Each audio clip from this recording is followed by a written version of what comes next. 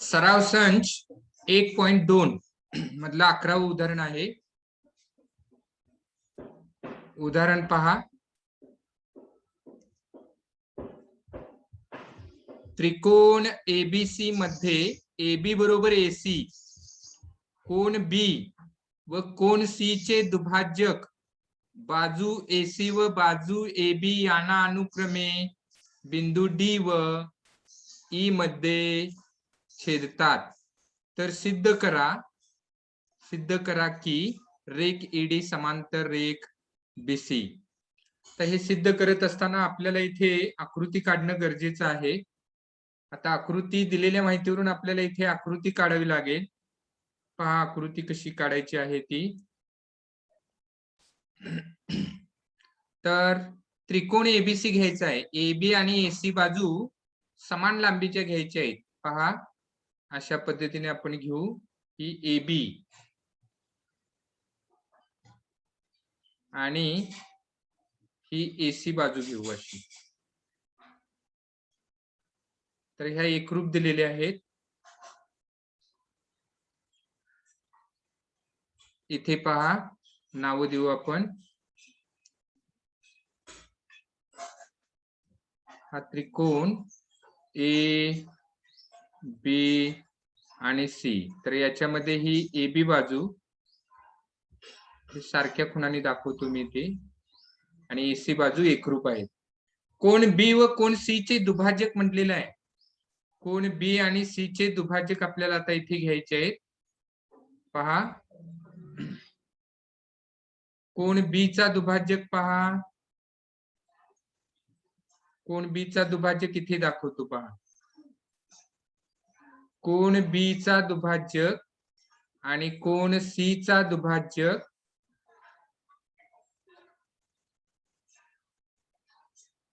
हे दुभाजक काढलेले आहेत.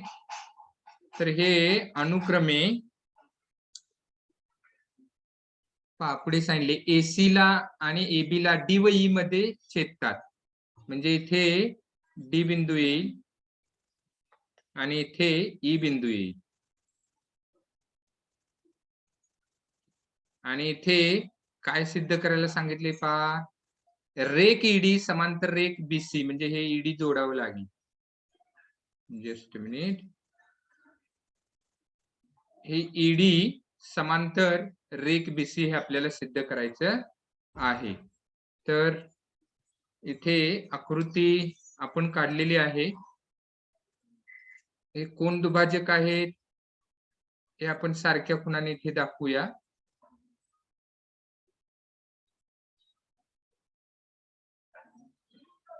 तर आता आपल्याला इथे पक्ष लिहायचा आहे. पक्षामध्ये दिलेली माहिती आपल्याला इथे लिहायची आहे. पहा आता दिलेली माहिती आकृतीच्या आधारे आपल्याला लिहायची आहे. आता आकृती काय आहे पहा. आकृतीमध्ये आपल्याला लिहायचं आहे त्रिकोण ABC मध्ये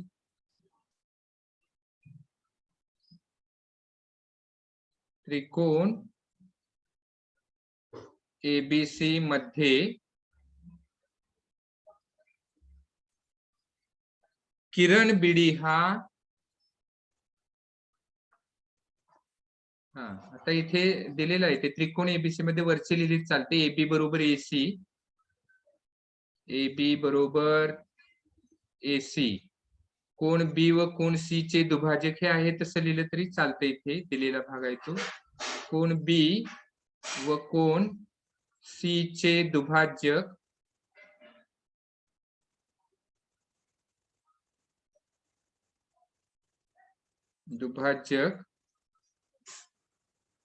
बाजू AC व बाजू AB यांना बाजू AC व बाजू AC व बाजू AB यांना अनुक्रमे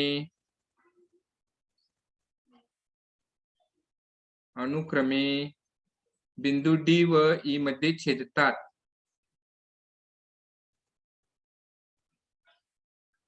बिंदू डी व ई मध्ये छेदतात.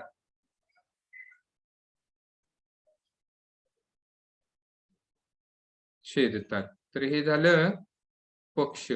त्याच्यानंतर आपल्याला लिहायचं असतं साध्य. जे सिद्ध करायचं आहे ते आपण इथे साध्यामध्ये लिहिणार आहोत.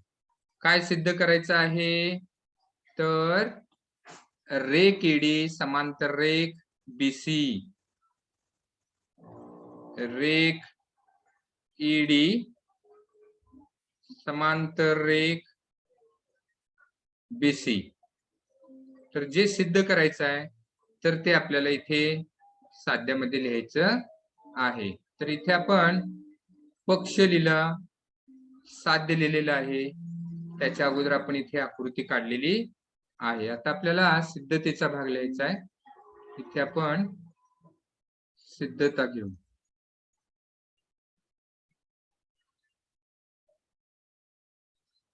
आता सिद्धता देत असताना आपल्याला सुरुवातीला इथे त्रिकोण एबीसी मध्ये त्रिकोण एबीसी पहा, त्याच्यामध्ये किरण बीडी हा पहा, किरण बीडी हा किंवा इथून सुरुवात करा, किरण सी हा कोणतेही आपण घेतलं तरी चालतं. तर इथे पहा किरण बीडी हा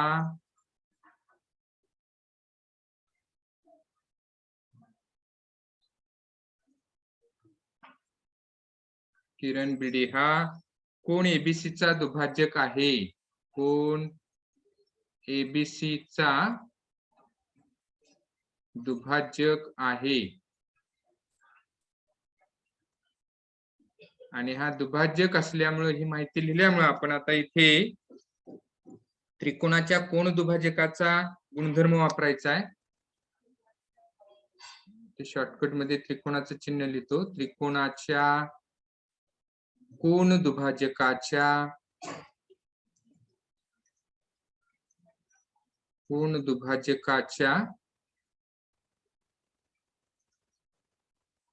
गुणधर्मानुसार.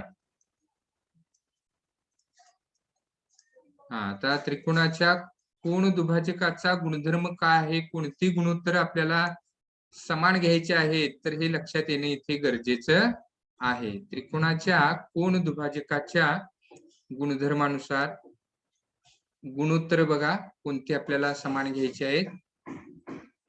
तर इथे पहा, आकृतीमध्ये पहा म्हणजे लक्षात येईल.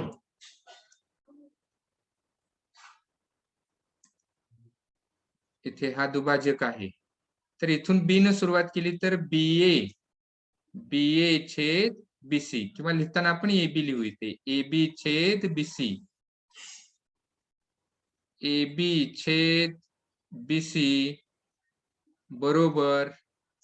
इथे पहा एबी छेद बीसी लिहिलं तर इकडचं एडी छेद डीसी होणार. एडी छेद डीसी. आणि मग याला आपण इथे क्रमांक द्यायचा आहे 1. क्रमांक काय द्यायचा? 1. त्याच्यानंतर पुढे आता पुढचा भाग बघा. तसंच इथे किरण सी हा देखील एसीबी चा दुभाजक आहे पहा. इथे आपण आता लिहू त्रिकोण एबीसी मध्ये त्याच पद्धतीने लिहितोय, वरती लिहिले तसं. मध्ये किरण सी हा पहा, किरण सी हा कोण एसीबी चा दुभाजक आहे. कोण एसीबी चा दुभाजक आहे. आणि मग आपण इथे त्रिकोणाच्या कोण दुभाजकाच्या गुणधर्मानुसार असं म्हणणार आहोत. म्हणून त्रिकोणाच्या कोण दुभाजकाच्या कोन दुभाजकाच्या गुणधर्मानुसार त्रिकोणाच्या कोन दुभाजकाच्या गुणधर्मानुसार आता कोणती गुणोत्तर समान घ्यायची हे आपल्याला इथे लक्षात येणं गरजेचं आहे. ओके, पहा तर इथे हा दुभाजक आहे, त्यामुळे ह्या सी पासून सुरुवात केली तर इकडचा CA छेद CB लिहिताना आपण AC छेद BC लिहू क्रमाने. AC छेद BC बरोबर इथे पहा AC छेद BC बरोबर इकडचा भाग घ्यायचा आहे आता AE छेद EB. AE छेद EB आणि याला क्रमांक दिला 2. तर आता आपल्याला इथे हा क्रमांक 1 आहे आणि हा क्रमांक 2 आहे. 2 विधान आपल्याला इथे मिळालेली आहेत. आता पुढचा भाग पहा. आता इथे रेख AB आणि रेख AC आपल्याला इथे समान दिलेला आहे. बरोबर, AB बरोबर AC दिलेला आहे. AB बरोबर AC दिलेला आहे. त्याच्यामुळे आपण आता इथे AB छेद BC आहे, तर या AB ची किंमत AC ठेवू शकतो. म्हणजेच काय पहा, मी इथे डायरेक्ट लिहितोय पहा. Just minute.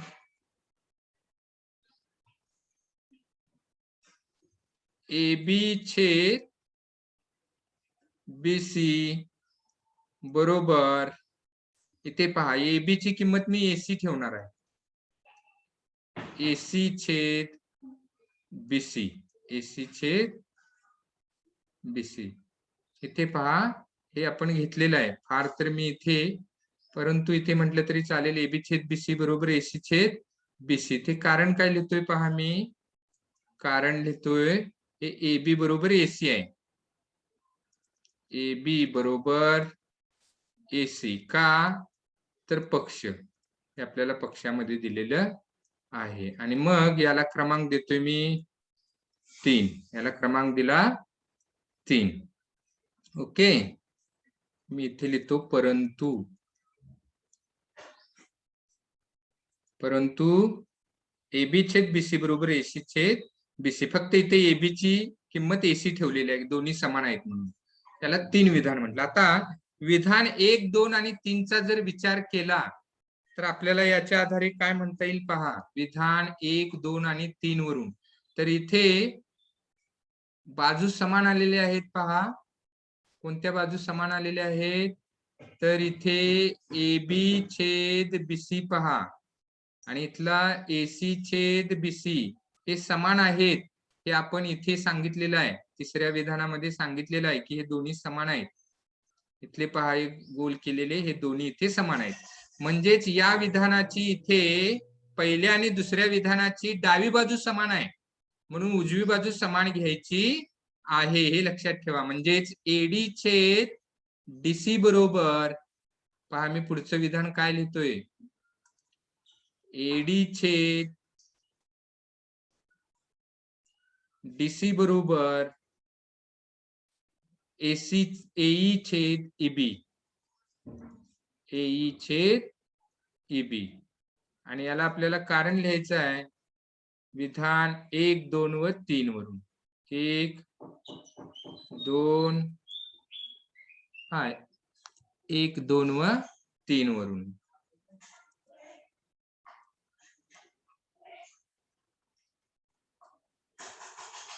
पहा आता इथे आपल्याला गुणोत्तर कसं मिळालेलं आहे पहा. AD छेद DC, AD छेद DC पहा. AD छेद DC बरोबर AE छेद EB मिळालेलं आहे.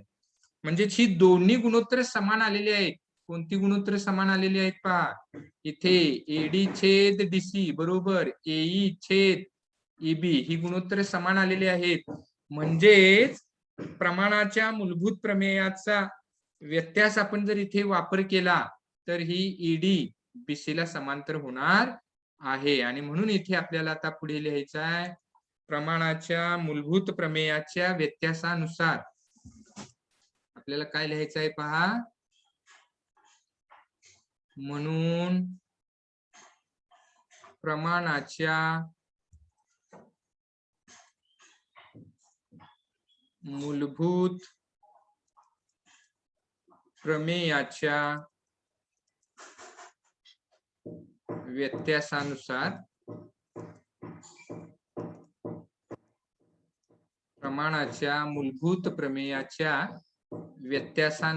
तर हे लिहायचं इथे विधान.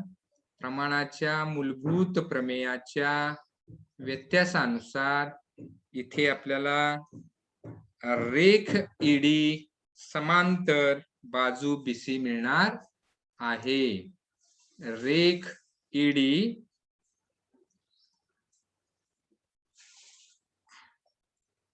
समांतर बाजू बीसी आणि म्हणून मग आपण इथे डायरेक्ट लिहू शकतो.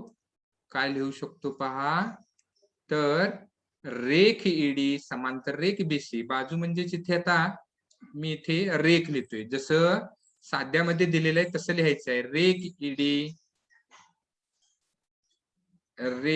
ईडी समांतर रेख बीसी किंवा डायरेक्ट या व्यत्यासानुसार म्हटल्यानंतर डायरेक्ट हे विधान दिलं तरी सुद्धा चालतं. तर इथे आपल्याला हे सिद्ध झालेलं आहे. ओके. पुढील भाग आहे समरूप त्रिकोण. आता इथे पहा, समरूप त्रिकोण कशाला म्हणायचा. इथे आकृत्या दिलेल्या आहेत 2. आपल्याला हा भाग झालेला आहे. उजळणी वजा भाग इथे पाहायचा आहे. समरूप त्रिकोण कधी होतात आणि कसं लिहायचं आहे. त्रिकोण एबीसी व त्रिकोण डीएफ मध्ये जर कोण ए एकरूप कोण डी, कोण बी एकरूप कोण ई, कोण सी एकरूप कोण एफ आणि एबी छेद डी बरोबर बीसी छेद ईएफ बरोबर एसी छेद डीएफ, तर त्रिकोण एबीसी व त्रिकोण डीएफ हे त्रिकोण समरूप असतात. इथे आकृतीमध्ये पहा, सारख्या खुणांनी दाखवलेले आहेत आपल्याला ते. हा त्रिकोण एबीसी पहा आणि त्रिकोण डीएफ पहा. तर या 2 त्रिकोणांचा इथे विचार केला तर याच्यामधले तिन्ही संगत कोण एकरूप आहेत पहा. सारख्या खुणांनी इथे दाखवलेले आहेत. इथे सारख्या खुणांनी कोण ए एकरूप कोण डी, त्याच्यानंतर कोण बी एकरूप कोण डी, तर हे सारख्या खुणांनी दाखवलेले आहेत. आणि इथे कोण सी एकरूप कोण एफ हे सारख्या खुणांनी दाखवलेले आहेत, एकरूप आहेत. ते म्हणजे संगत कोण एकरूप आहेत. आणि यांच्या संगत बाजू जर आपण पाहिल्या तर त्या प्रमाणात आहेत. म्हणजे एबी छेद डी हे गुणोत्तर पहा. एबी छेद डी बरोबर बीसी छेद ईएफ बरोबर एसी छेद डीएफ. म्हणजे ह्या तिन्ही संगत बाजूंची गुणोत्तर समान आहेत. म्हणजे संगत बाजू प्रमाणात आहेत असं म्हणतात. तर अशा वेळी हे 2 त्रिकोण समरूप असतात. हे 2 त्रिकोण समरूप असतात, हे लक्षात घ्या. तर 2 त्रिकोण समरूप कधी होतात, तर त्या 2 त्रिकोणांचे तिन्ही संगत कोण एकरूप पाहिजेत आणि तिन्ही संगत बाजू प्रमाणात पाहिजेत. अशा वेळी ते 2 त्रिकोण समरूप होतात. आणि त्रिकोण एबीसी व त्रिकोण डीएफ समरूप आहेत. हे त्रिकोण एबीसी समरूप त्रिकोण डीएफ असे लिहितात. म्हणजे हे समरूपतेचं चिन्ह पहा, इथे आहे हे समरूपतेचं चिन्ह आहे, हे लक्षात घ्या. वाचताना हे वाचायचं कसं पहा, त्रिकोण एबीसी समरूप त्रिकोण डीएफ. ओके.